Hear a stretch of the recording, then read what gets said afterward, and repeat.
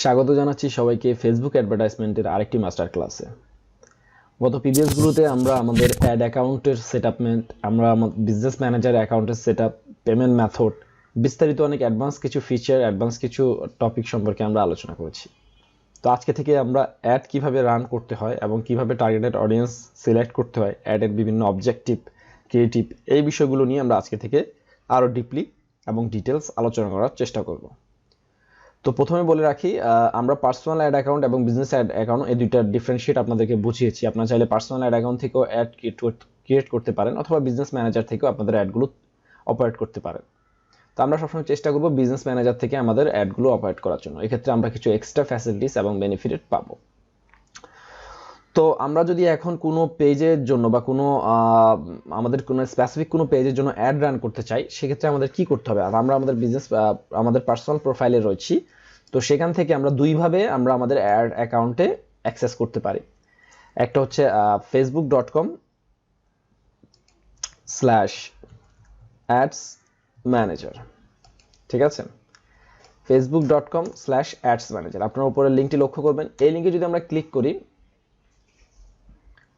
তাহলে আমাদের যে অ্যাডস ম্যানেজার অ্যাকাউন্টটা রয়েছে সেই অ্যাড ম্যানেজার অ্যাকাউন্টটা ওপেন হবে।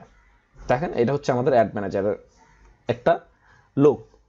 এবং আমরা যদি আমাদের বিজনেস ম্যানেজার অ্যাকাউন্ট থেকে যদি এই অ্যাড ম্যানেজার অ্যাকাউন্টে ঢুকতে চাই, তাহলে আমরা কি করব? business.facebook.com এই লিঙ্কে ক্লিক করব।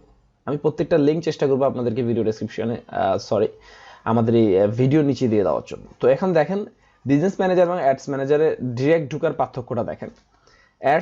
facebook.ads-manager-এ ঢোকার পর আমি সরাসরি আমার অ্যাড ক্রিয়েট করার প্যানেলটাতে চলে এসেছি। এখানে কিছু বিষয় রয়েছে, ক্যাম্পেইন, অ্যাড সেট, অ্যাডস, হ্যাঁ, বিভিন্ন ধরনের এখানে অবজেক্টিভ রয়েছে। আর বিজনেস ম্যানেজার হচ্ছে আগে আমাকে business.facebook.com এই অপশনে ক্লিক করতে হবে। ক্লিক করার পর আমার দুইটা বিজনেস ম্যানেজার অ্যাকাউন্ট রয়েছে, আমি একটা বিজনেস ম্যানেজার অ্যাকাউন্ট ওপেন করব।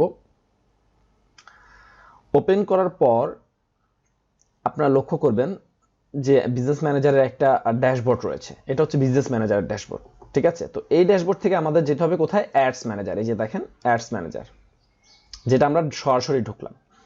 তো দেখেন, বিজনেস ম্যানেজার থেকে আমরা যেই অ্যাডস ম্যানেজার প্যানেলে ঢুকেছি এবং আমাদের অ্যাডস ম্যানেজার থেকে যে প্যানেলে ঢুকেছি, দুটোটা কিন্তু সেম, ঠিক আছে?